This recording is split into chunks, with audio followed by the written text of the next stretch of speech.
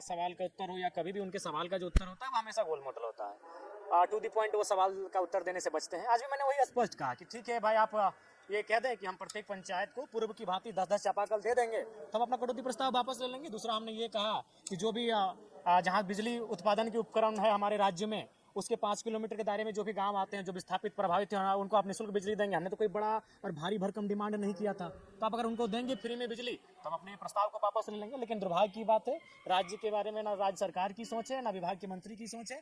उन्होंने इस स्वीकार मेरे प्रस्ताव को मानने से इनकार किया। तो फिर मैंने अपने कटौती प्रस्ताव को वापस नहीं लिया, मैं अपने प्रस्ताव में अडिग रहा।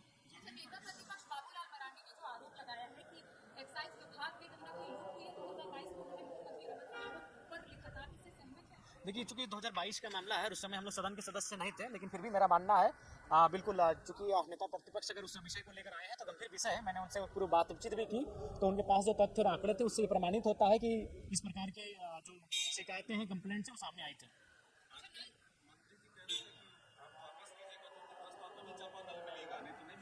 नहीं, ये तो जिद है, ये तो मैंने हट है, और बिल्कुल हट नहीं रखना चाहिए। सरकार को तो हट रखना ही नहीं चाहिए, उन्हें तो जनता के हित में जाकर काम करना चाहिए। और अभी हम लोग मार्च के बाद अप्रैल में कदम रखेंगे, और अप्रैल का महीना गर्मी का शुरुआत होगा, तो निसंदेह हमें लगता है कि अगर वो चापाकल की व्यवस्था नहीं करते, पानी की व्यवस्था नहीं करते, और ज़्यादा नहीं, अगर आप, मैंने मांग किया कि एक पंचायत में 10 चापाकल हो। हमारे हिसाब से झारखंड में 4400 के आसपास पंचायत है।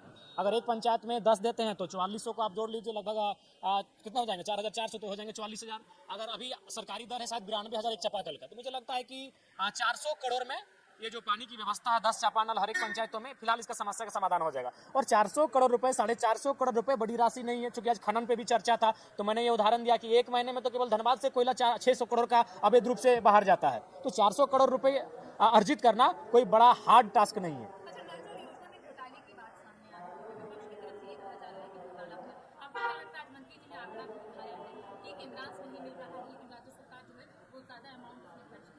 देखिए, मैंने वही कहा कि केंद्र राज्य को 191 मदों के लिए राशि भेजता है।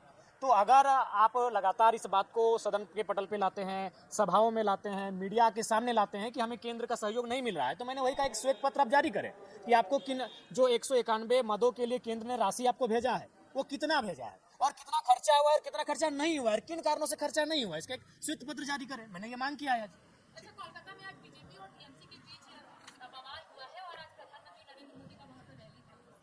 देखिए, जानकारी नहीं है, इसको अध्ययन कर लेते हैं। धन्यवाद।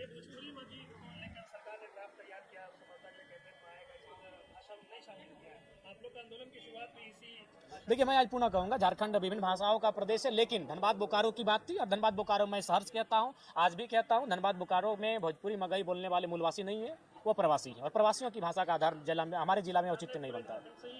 नहीं, आप पूरे, मैंने तो सुझाव दिया कि आप पूरे झारखंड का भ्रमण करिए, झारखंड के जो भाषाविद हैं उनके साथ बैठ के करिए, उन प्रखंडों में जाइए, उन प्रखंडों में वहाँ के मूलवासी आदिवासी किन भाषाओं में बोलचाल करते हैं, उसको आप आधार बनाइए।